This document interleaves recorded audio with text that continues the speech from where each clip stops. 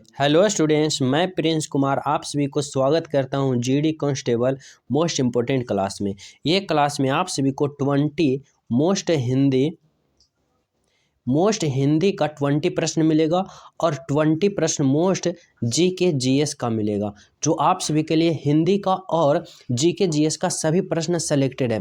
तो सभी विद्यार्थी सभी प्रश्न को लगाना, क्योंकि हर एक प्रश्न आप सभी के एग्जाम बेस्ड ये कंटेंट तैयार किया गया और सेलेक्टेड प्रश्न लिया गया।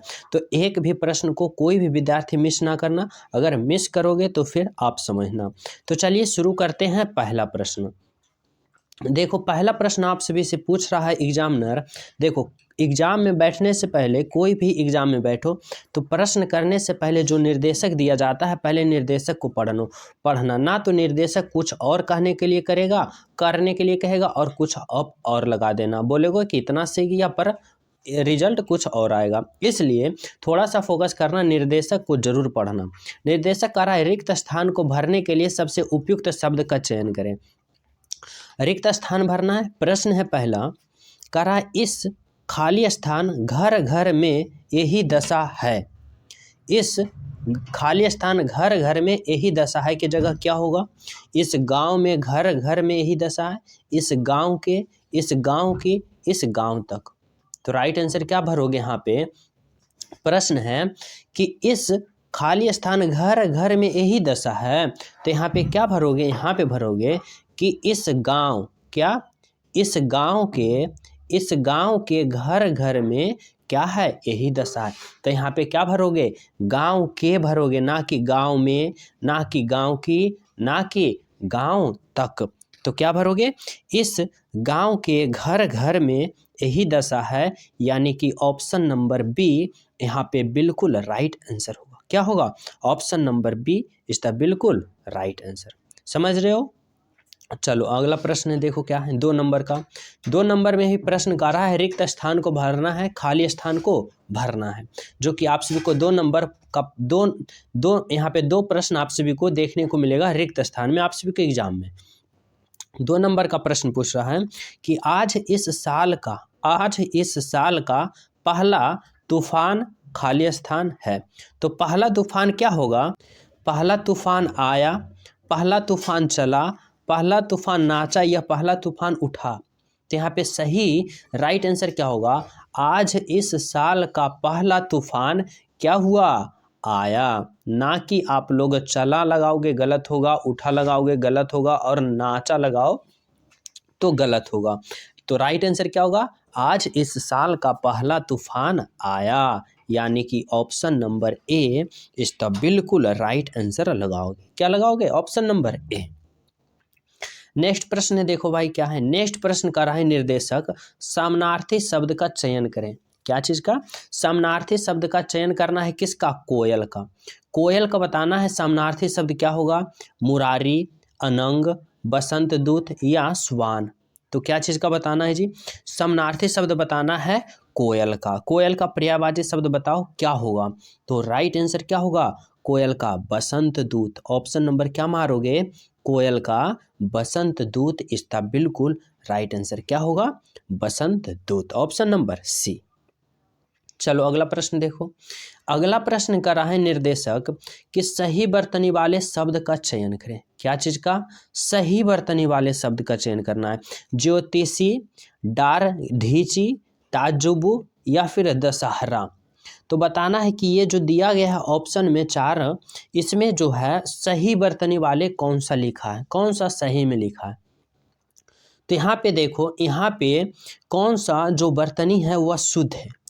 तो शुद्ध बर्तनी की बात करें तो डार धीची जो यह लिखा गया है, यानी कि ऑप्शन नंबर ए डार धीची, यह बिल्कुल सही है। क्या है?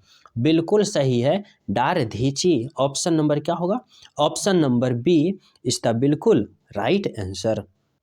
अगला प्रश्न देखो क्या है। नेक्स्ट प्रश्न यहाँ पे कर रहा है, इसमें भी सही बर्तनी बताना है। कारीगर, विकारी, औषधि या सच। तो कौन यहाँ पे शुद्ध बर्तनी लिखा है? इस चारों ऑप्शन में जो आप सभी को बताना है। तो देखो इसमें क्या लिखा है? इसमें कारीगर, कारीगर। कारीगर कैसे लिखाएगा? क का आकार क, फिर रा होगा, रा में हर्ष नहीं बल्कि दीर्घ ही सही उड़ाया है, और ग और रा। कारीगर यानी कि ऑप्शन नंबर ए। कारीगर क्या है इसमें? बिल्कुल सही है, जो कि का होगा, का आकार का होगा, रा में दीर्घ ही उड़ाओगे, ग और रा। कारीगर इस प्रकार से लिखोगे, जो कि बिल्कुल राइट है, ऑप्शन नंबर ए। समझ रहे हो सभी विद्यार्थी? चलो अगला प्रश्न देखो क्या है। अगला प्रश्न बताना है कि नलिन, नलिन किसका पर्यायवाची है? क्या बताना है? नलिन, नलिन कपड़ा का, जल का, कमल का या फिर स्वर्ग का? तो नलिन का किसका पर्यायवाची है जो आप सभी को बताना होगा। तो राइट आंसर होगा कि नलिन जो है यह कमल का क्या है? पर्यायवाची। किसका पर्यायवाची है? कमल का, यानी option number C is the बिल्कुल राइट आंसर, कमल का। चलो अगला प्रश्न देखो क्या है। अगला प्रश्न में यहाँ निर्देशक आप सभी से कह रहा है कि दिए गए वाक्य का वह भाग ज्ञात करें जिसमें कोई त्रुटि है तो त्रुटि चुनना, अन्यथा कोई त्रुटि नहीं है तो फिर नहीं चुने। प्रश्न है कि शिक्षक ने उस छात्रों को पूछा। तो देखो प्रश्न क्या है? प्रश्न है शिक्षक ने उस छात्रों को पूछा। तो आप सभी को बताना है कि किस भाग में त्रुटि है। उन छात्रों को पूछा शिक्षक ने, तो कोई त्रुटि नहीं है। तो देखो अगर त्रुटि वाला प्रश्न पूछे तो आप सभी को एक बार पढ़ना, नहीं समझ में आए 2 बार पढ़ना, नहीं समझ में आए तो 3 बार जरूर पढ़ना, क्योंकि जो पढ़ने में आप सभी को जिस भाग में त्रुटि लगेगा वहाँ फंस जाओगे। जैसे कि देखो क्या है प्रश्न कि शिक्षक ने उस छात्र को पूछा। यहाँ पे को के जगह क्या होगा? शिक्षक ने उस छात्रों से पूछा, ना कि उस छात्रों को पूछा। क्या होगा? देखो यहाँ फंस गया कि नहीं, कि शिक्षक ने उस छात्रों को पूछा, गलत। शिक्षक ने उस छात्रों से पूछा, यानी कि कहाँ पे किस भाग में एरर है? तो इससे को किस में आ रहा है? तो को आ रहा है ऑप्शन नंबर ए में। उन छात्रों को क्या होगा? उन छात्रों से पूछा, यानी कि ऑप्शन नंबर यहाँ पे मारोगे, बिल्कुल option number A is the right answer. समझ रहे हो? चलो अगला प्रश्न देखो क्या है। अगला प्रश्न है निर्देशक कह रहा है दिए गए वाक्यांश के लिए एक शब्द चुनिए। दिए गए वाक्यांश के लिए एक शब्द चुनना है। प्रश्न है ठीक परिणाम देने वाला। ठीक परिणाम देने वाला के लिए एक शब्द चुनना है। समझ रहे हो क्या होगा? सुखांत, फलदायी, सुखदायी या फिर फलक। तो बताना है आप सभी को ठीक परिणाम देने वाला को हम एक शब्द में क्या कहते हैं। तो राइट आंसर क्या लगाओगे? राइट आंसर लगाओगे कि ठीक परिणाम देने वाले को हम लोग फलदायी कहते हैं। क्या कहते हैं? फलदायी, ना कि पलक, ना कि सुखदायी, ना कि सुखांत। क्या होगा कि जो सही प्रमाण देता है, परिणाम देता है, उसे हम फलदायी कहते हैं। Option number B. जो न्यू हो, चैनल पे पहली बार हो, जो लेट से आप लोग जुड़ रहे हो इस चैनल को बारे में लेट से जाने हो, तो चैनल सब्सक्राइब कर लेना और बेल आइकन दबा लेना, क्योंकि आप सभी के पास अभी भी मौका है कुछ दिन के लिए, इसलिए इस सीरीज को कंटिन्यू कर दो ताकि आप सभी के लिए मोस्ट इम्पोर्टेंट कंटेंट का सीरीज आप सभी के पास पहुंचे और आपके एग्जाम में बहुत ज़्यादा हेल्पफुल साबित हो सके, क्योंकि आप सभी के पास ऐसा कंटेंट, इम्पोर्टेंट करंट क्वेश्चन का कंटेंट पहुंचना अति आवश्यक है। समझ रहे हो? तो सभी विद्यार्थी चैनल सब्सक्राइब करके इस कंटेंट से ज्वाइन हो जाना, जो कि बिल्कुल फ्री है। साथ ही टेलीग्राम लिंक डिस्क्रिप्शन में, वहाँ भी ज्वाइन हो जाना और सभी स्टूडेंट वीडियो को लाइक करते चलना। अगला प्रश्न देखो क्या है 9 नंबर का। बिना वेतन के काम करने वाला को हम एक वचन में क्या कहेंगे? एक शब्द में क्या कहेंगे? बिना वेतन के काम करने वाला को क्या कहेंगे भाई? वैतनिक, अवैतनिक, अपेय या फिर भुगतान विहीनी। तो क्या कहेंगे कि बिना वेतन के काम करने वाला को हम क्या कहेंगे? तो राइट आंसर क्या होगा? राइट आंसर होगा अवैतनिक। क्या कहेंगे? बिना वेतन के काम करने वाला को हम अवैतनिक कहेंगे। Option number B is the बिल्कुल राइट आंसर। समझ रहे हो? चलो अगला प्रश्न देखो क्या। अगला प्रश्न बताना है, निर्देशक कर रहा है निम्नलिखित प्रश्नों में दिए गए 4 विकल्पों में से उस विकल्प का चयन करें जो मुहावरे का अर्थ व्यक्त करता हो। यानी कि आप सभी को क्या बताना है, मुहावरे का सही अर्थ बताना है। प्रश्न है कि आपे में आना, आपे में आना का सही मुहावरे का अर्थ बताना होगा। क्या होगा? होश में आना, काबू में ना रहना, बेहोश हो जाना या बहुत गुस्से में आना। तो क्या होगा कि आपे में आना का सही मुहावरे का अर्थ बताना होगा कि क्या होगा। तो राइट आंसर होगा आपे में आना यानी होश में आना। क्या? आपे में आना यानी होश में आना। ऑप्शन नंबर क्या होगा? ऑप्शन नंबर ए। समझ रहे हो? चलो अगला प्रश्न देखो क्या है। अगला प्रश्न है कि कांटों पर लेटना, कांटों पर लेटना का सही मुहावरे का अर्थ बताना है। क्या होगा? संकट में डालना, बाधा दूर होना, बेचैन होना या फिर अड़चनों पैदा करना। तो क्या होगा? कांटों पर लौटना का सही मुहावरे का अर्थ क्या होगा? इसका मतलब राइट आंसर होगा कि कांटों पर लौटना यानी कि क्या होना? बेचैन होना। क्या होना? कांटों पर लौटना यानी बेचैन होना। ऑप्शन नंबर क्या होगा? Option number C is the बिल्कुल राइट आंसर। अगला प्रश्न देखो क्या है। अगला प्रश्न है, निर्देशक कर रहा है दिए गए शब्द का विलोम चुने। यहाँ पे बताना है दिए गए शब्द का विलोम यानी उल्टा शब्द बताना है। क्या होगा? प्रश्न है आसक्त, आसक्त का विलोम बताना है, उल्टा बताना है। आसक्त का विलोम क्या होगा? विषरक्त, विस्तृत, अनासक्त या सक्त। तो आसक्त का विलोम की बात करें तो आसक्त का विलोम क्या होगा? तो राइट आंसर क्या होगा? अनासक्त होगा। क्या होगा? अनासक्त। Option number C. क्या लगाओगे? अनासक्त। अगला प्रश्न है स्वल्पायु, स्वल्पायु का आप सभी को क्या बताना है? विलोम बताना है। क्या होगा? स्वल्पायु का विलोम क्या होगा? अवस्था, दीर्घ, चिरायु या फिर अल्पायु। तो स्वल्पायु का आप सभी को विलोम बताना है तो क्या होगा? उसे हम चिरायु कहते हैं। क्या कहते हैं? चिरायु। ना कि स्वल्पायु का विलोम आप लोग अल्पायु लगा देना। अल्पायु लगाओगे बिल्कुल गलत होगा। क्या होगा? स्वल्पायु का मतलब होता है जो कि कम समय के लिए, मतलब थोड़ा समय के लिए। और चिरायु मतलब जिसे कहते हैं चिरंजीवी होना, उसी को हम चिरायु कहते हैं। समझ रहे हो? अमर होना। तो अल्पायु का विलोम क्या होगा? तो राइट आंसर होगा ऑप्शन नंबर क्या होगा? ऑप्शन नंबर बी, चिरायु। अगला प्रश्न देखो क्या है। नेक्स्ट प्रश्न क्या कर रहा है? निर्देशक कर रहा है निर्देशक के नीचे दिए गए वाक्य में रेखांकित खंड को प्रतिस्थापित करने के लिए उपयुक्त विकल्प का चयन करें। देखो यहाँ पे जो अंडरलाइन दिया गया है रेखांकित खंड, इसके जगह सही ऑप्शन आप सभी को क्या होगा जो बताना होगा।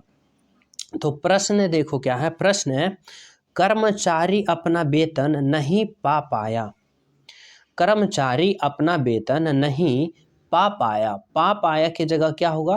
कर्मचारी अपना वेतन नहीं दे पाया, ले पाया, कर पाया या भर पाया। तो सही यहाँ पे ऑप्शन क्या होगा? सही ऑप्शन होगा कि कर्मचारी अपना वेतन नहीं ले पाया। क्या मारोगे यहाँ पे? ऑप्शन नंबर बी मारोगे। Option number B is the बिल्कुल राइट आंसर। कर्मचारी अपना वेतन नहीं ले पाया। अगला प्रश्न देखो क्या है 15 नंबर का। 15 नंबर का प्रश्न है जनता के अंदर असंतोष फैल गया। जनता के अंदर असंतोष फैल गया। तो जनता के अंदर के जगह सही ऑप्शन क्या होगा जो आप सभी को बताना है। तो देखो क्या होगा? जनता के अंदर असंतोष फैल गया की जगह क्या होगा? कि के पास, के भीतर, जनता में या आवश्यकता नहीं। तो सही राइट आंसर क्या होगा इस प्रश्न का? इस प्रश्न का राइट आंसर होगा कि जनता में क्या होगा? जनता में असंतोष फैल गया। जनता में क्या फैल गया? असंतोष फैल गया। Option number C is the बिल्कुल राइट आंसर। जनता में असंतोष फैल गया। अगला प्रश्न देखो क्या? देखो 15 नंबर का आप सभी को यहाँ पे मिलेगा प्रश्न और 16 नंबर से 20 नंबर के आप सभी को पैसेज मिलेगा। और जो स्टूडेंट की पैसेज में लगता है भय कि पैसेज हमें बहुत हार्ड आएगा, बहुत 30 मार्क आएगा, बहुत सिंपल आएगा, देखो ये पिछले एग्जाम का शिफ्ट का प्रश्न है, 1 2 3 4 लाइन, 4 लाइन में भी वो भी है 3.5 लाइन का, जो कि पैसेज बिल्कुल सिंपल रहेगा, एक बार पढ़ोगे और राइट आंसर मारोगे। देखो क्या है, पैसेज को करने के लिए सिंपल आप सभी को तरीका बता रहे हैं। यहाँ से आप लोग 5 प्रश्न सही करके 10 नंबर बिल्कुल लोगे, डरना मत, सभी प्रश्न को बारीकता से देखना। देखो कैसे करना है, पैसेज में क्या करना है, 3 से 4 लाइन का पैसेज रहेगा, उसको एक बार रीड करना है, जो कि 20 सेकेंड के अंदर रीड करना है। क्या है, खाली स्थान को सबल बनाने के लिए हमें नियमित करना चाहिए, सुंदर खाली के लिए हमें खेलना, दौड़ना, चलना, कूदना और खाली स्थान चाहिए, अतएव हम सभी को विद्यालय में होने वाले खाली स्थान में भाग लेना चाहिए। यानी कि ये पैसेज का मूल अर्थ है कि हमें ये हमारा फिजिकल फिटनेस के बारे में ये हमें पैसेज गोल गोल घुरा रहा है, समझ रहे हो। और इसी के अनुसार हमें क्या करना है, सभी आंसर को हल करना है। तो देखो क्या होगा, सभी प्रश्न को गौर से देखना। यहाँ पे खाली स्थान होगा कि सबल बनाने के लिए हमें नियमित क्या करना चाहिए, तो हमें शरीर को सबल बनाने के लिए हमें नियमित, यहाँ पे 17 नंबर वाले प्रश्न में क्या होगा, नियमित हमें क्या करना चाहिए, व्यायाम करना चाहिए। यहाँ पे क्या भरोगे, यहाँ पे भरोगे कि शरीर को सबल बनाने के लिए हमें नियमित व्यायाम करना चाहिए, ये हो गया। सुंदर खाली स्थान के लिए हमें खेलना, दौड़ना, चलना चाहिए, तो क्या चीज़ सुंदर के लिए, सुंदर वेशभूषा, कार्य, व्यवहार या स्वास्थ्य, तो राइट आंसर क्या मारोगे, यहाँ पे राइट आंसर मारोगे कि सुंदर स्वास्थ्य, क्या यहाँ पे दोगे कि सुंदर स्वास्थ्य के लिए हमें क्या करना चाहिए, खेलना, दौड़ना, चलना, कूदना और क्या करना चाहिए, और 19 में क्या होना, टहलना, पढ़ना, गीत गाना या रोना, तो और क्या करना चाहिए, टहलना चाहिए। तो यहाँ पे क्या भरोगे, यहाँ पे भरोगे टहलना चाहिए। अतएव हमें सभी विद्यालयों में होने वाले खाली स्थान में भाग लेना चाहिए। विद्यालय में सभी प्रकार के होने वाले किस में भाग लेना चाहिए, खेलों में, मजाक में, कसरत में या बातचीत में, तो राइट आंसर होगा कि सभी खेलों में भाग लेना चाहिए। देखो यहाँ पे क्या भरोगे, यहाँ पे भरोगे सभी खेलों में। तो देखो किस प्रकार से ये पैसे सिंपल से हल हो गया। एक बार फिर से देखो, व्यायाम को, शरीर को सबल बनाने के लिए हमें नियमित व्यायाम करना चाहिए, सुंदर स्वास्थ्य के लिए हमें खेलना, दौड़ना, चलना, कूदना और क्या करना चाहिए, टहलना चाहिए। अतएव हम सभी को विद्यालयों में होने वाले, यहाँ पे क्या होगा, खेलों में भाग लेना चाहिए। कितना सिंपल पैसेज था, जो कि यहाँ से बिल्कुल 5 प्रश्न सही करके 10 नंबर यहाँ से इजी वे से आप लोग बोनस के तौर पे लोगे। समझो, डरना नहीं है, बस सोच समझ के यहाँ पे फिलअप करना है। तो ये हो गया 20 प्रश्न आप सभी को हिंदी का। अब चलते हैं 20 प्रश्न जीएस का, इसी प्रकार मोस्ट इंपोर्टेंट प्रश्न के साथ। तो चलो देखो यहाँ पे जीके का पहला प्रश्न कर रहा है, फ्रैंक किस देश की मुद्रा है। बताना है फ्रैंक जो है यह किस देश की मुद्रा है, जापान की, इंडोनेशिया की, स्विट्जरलैंड की या आयरलैंड की। तो बताना है कि फ्रैंक जो मुद्रा है यह किस देश की मुद्रा है। तो राइट आंसर क्या लगाओगे, स्विट्जरलैंड की। ऑप्शन नंबर क्या होगा, option number C is the बिल्कुल राइट आंसर। अगला प्रश्न देखो क्या है। अगला प्रश्न है कि समुद्रगुप्त के दरबारी कवि कौन थे। समुद्रगुप्त के दरबारी कवि कौन थे, बाणभट्ट, हरिसेन, भवभृति या चंद्रबदाई। तो बताना है कि समुद्रगुप्त के दरबारी कवि कौन थे। तो समुद्रगुप्त के बात करें तो राइट आंसर होगा, जो दरबारी कवि थे वह हरिसेन थे। कौन थे, हरिसेन। Option number B. जो प्रश्न जीके का राइट आंसर आप सभी को पता हो, हमारे साथ क्या चलना, कमेंट में करते चलना। इससे क्या होगा, आप सभी का माइंड 100% क्वेश्चन पे फोकस होगा, और जो प्रश्न याद ना हो अगर टाइप करोगे तो आपका दिमाग में सेट होगा। तो समुद्रगुप्त के दरबारी कवि कौन थे, तो हरिसेन। Option number B. अगला प्रश्न देखो, बताना है कि संविधान सभा में किस देशी रियासत के प्रतिनिधि में भाग नहीं लिया था। संविधान सभा का जब गठन हो रहा था तो कौन किस देशी रियासत ने प्रतिनिधि में भाग नहीं लिया था?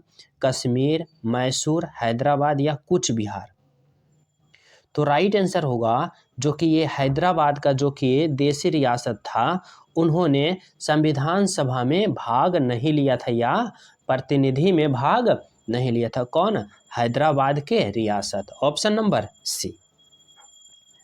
अगला प्रश्न बताना है कि मुगल काल में मुस्लिम शिक्षा का प्रमुख केंद्र कौन था?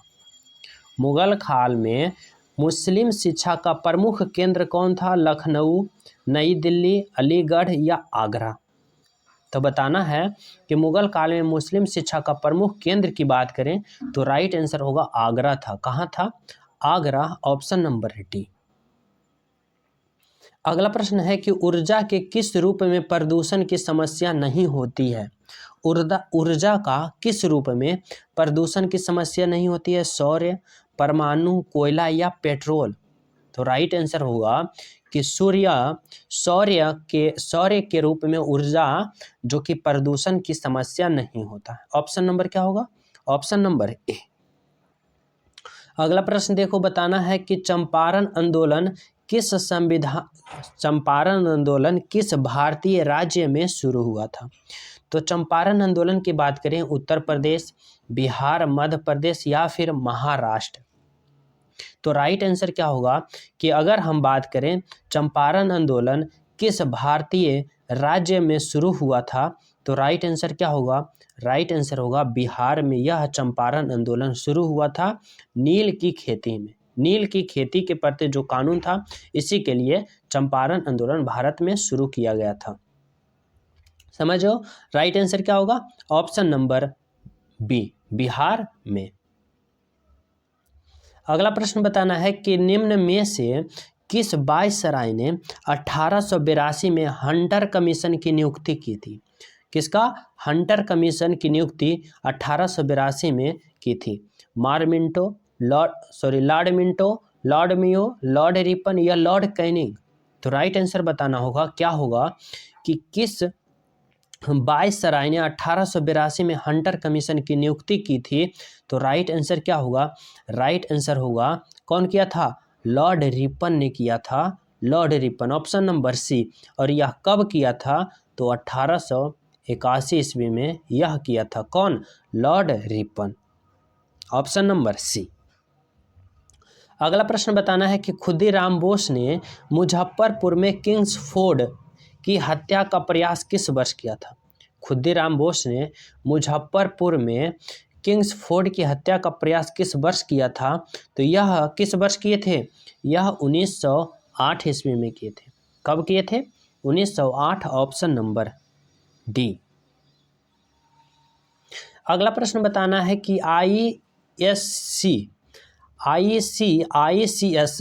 क्या है? ICS में चयनित होने वाला पहले भारतीय कौन थे? देखो पहले भारतीय की बात करें जब ICS, इसका भी वर्तमान में नाम क्या है? IAS। क्या वर्तमान में नाम है? IAS। तो बताना है कि ICS में चयनित होने वाले पहले भारतीय कौन थे? तो राइट आंसर क्या होगा? राइट आंसर होगा क्या? सत्येंद्र नाथ टैगोर। सत्येंद्र नाथ टैगोर पहले भारतीय थे जो IAS में क्या होते? चयनित हुए थे। और जिस समय चयनित हुए थे उस समय IAS का नाम क्या था? ICS। ऑप्शन नंबर क्या होगा? Satyendra Nath Tagore. Option number A. अगला प्रश्न देखो क्या है? अगला प्रश्न है बताना है कि प्रसिद्ध सितार वादक पंडित रविशंकर को भारत रत्न से किस वर्ष सम्मानित किया गया था? प्रसिद्ध सितार वादक कौन थे? पंडित रविशंकर को भारत रत्न से सम्मानित किस वर्ष किया गया था? तो राइट आंसर क्या होगा? राइट आंसर होगा ऑप्शन नंबर क्या? ऑप्शन नंबर बी, 1999 को। कब सम्मानित किया गया था? 1999। Option number B. नेक्स्ट प्रश्न है देखो, बताना है कि बिंबावती देवी किस भारतीय नृत्य शैली की प्रतिपादक है? बिंबावती देवी किस भारतीय नृत्य शैली के प्रतिपादक है? तो राइट आंसर क्या होगा? राइट आंसर होगा मणिपुरी। ऑप्शन नंबर क्या होगा? Option number C. अगला बताना है कि प्रसिद्ध संगीतकार भजन पोरी किस वाद्य यंत्र से संबंधित है? प्रसिद्ध संगीतकार हैं कौन? भजन सोपोरी किस वाद्य यंत्र से संबंधित है? तो राइट आंसर क्या होगा? राइट आंसर होगा ऑप्शन नंबर, किस वाद्य यंत्र से संबंधित है? तो यह है संतूर वादक। किससे संबंधित है? संतूर वाद्य यंत्र से संबंधित है। कौन? Bhajan Sopori. Option number D santoor वादक। अगला प्रश्न बताना है कि मार्शल आर्ट थांग टा किस भारतीय राज्य से संबंधित है? थांग टा की बात करें तो यह किस भारतीय राज्य से संबंधित है? तो यह मणिपुर से संबंधित है, जो कि एक प्रकार का क्या है? Martial art. कहाँ से संबंधित है? मणिपुर से। नेक्स्ट प्रश्न बताना है कि थेमस किस राज्य का लोकप्रिय नृत्य है? थेमस की बात करें तो किस राज्य का लोकप्रिय नृत्य है? तो राइट आंसर क्या होगा? राइट आंसर होगा केरल का। किस राज्य का? केरल का। Option number C. अगला बताना है कि निम्नलिखित में से किस राज्य या केंद्र शासित प्रदेश में हेमिस मठ स्थापित है? हेमिस मठ की बात करें तो यह लद्दाख में स्थापित है। कहाँ? लद्दाख। Option number C. अगला प्रश्न बताना है कि भारत की सबसे लंबी स्थलीय सीमा किस देश के साथ है? भारत की सबसे लंबी स्थलीय सीमा की बात करें या किस देश के साथ है? तो राइट आंसर क्या होगा? राइट आंसर होगा ऑप्शन नंबर, किसके साथ है? बांग्लादेश के साथ, जो कि भारत की सबसे लंबी स्थलीय सीमा है। Option number D. अगला बताना है सेबराय पहाड़ी कहाँ स्थित है? सेबराय की पहाड़ी की बात करें या कहाँ स्थित है? तो यह कहाँ स्थित है? तमिलनाडु में। ऑप्शन नंबर क्या होगा? ऑप्शन नंबर ए तमिलनाडु। नेक्स्ट प्रश्न बताना है क्या है? नेक्स्ट प्रश्न है कि निम्नलिखित में से किस नदी का उद्गम स्थल भारत में नहीं है? निम्नलिखित में से किस नदी का उद्गम स्थल भारत में नहीं है? तो राइट आंसर क्या होगा?